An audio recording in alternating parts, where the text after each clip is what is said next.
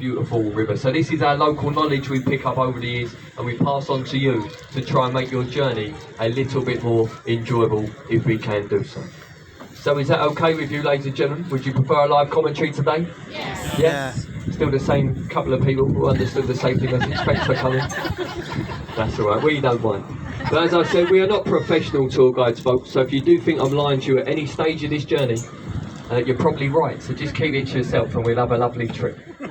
I understand not everybody's first language on this boat today is English, so what I'll do, as I'm trying to do now, is talk nice, slowly and clearly, so you can all try to understand me a little bit better. Just remember though, ladies and gentlemen, I do not normally talk this slow. There's nothing wrong with me, I just want you to enjoy it. So there you go, you get a lovely side-on view of Tower Bridge to your right-hand side. Beautiful bridge. Now in the 70s, this was actually the busiest port anywhere in the world. Tower Bridge used to open over 50 times a day. We're very lucky if we get to see this beautiful bridge, even lift a couple times a month nowadays, due to obviously modern shipping, the wharves, the working warehouses that aren't in use anymore.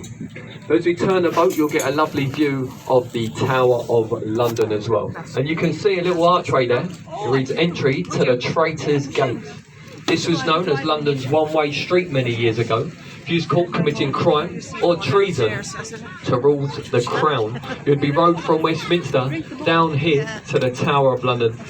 And you'd be rowed through that gateway. And at the other end, there'll be a lovely man waiting to take the top of your head off with an axe. Then dipped in tar, puts on a spike hung from London Bridge in front of us to warn anyone off of committing the very same crime. But we do have a much worse punishment for our criminals of this country today, ladies and gentlemen. And it's called community service. It's absolutely terrible how they treat the scumbags of this country. But you can see to your right-hand side where you boarded the vessel, Tower Pier, you can see these glass apartments. Now if you look further upriver, you'll see the apartments with a square front there. They actually went on sale at the start of the pandemic, and a lot of people who travel to London, they are fascinated to know how much these apartments or flats they are worth, especially along the banks of the River Thames. So as I said, these went on sale at the start of the pandemic only a few years ago. See, the higher you go, the more expensive your apartment will probably cost you. But does anyone want to have a little guess while we're here? How much you think one of these ground floor, one bedroom apartments would set you back, the starting price to overlook this beautiful part of London? Anyone at all?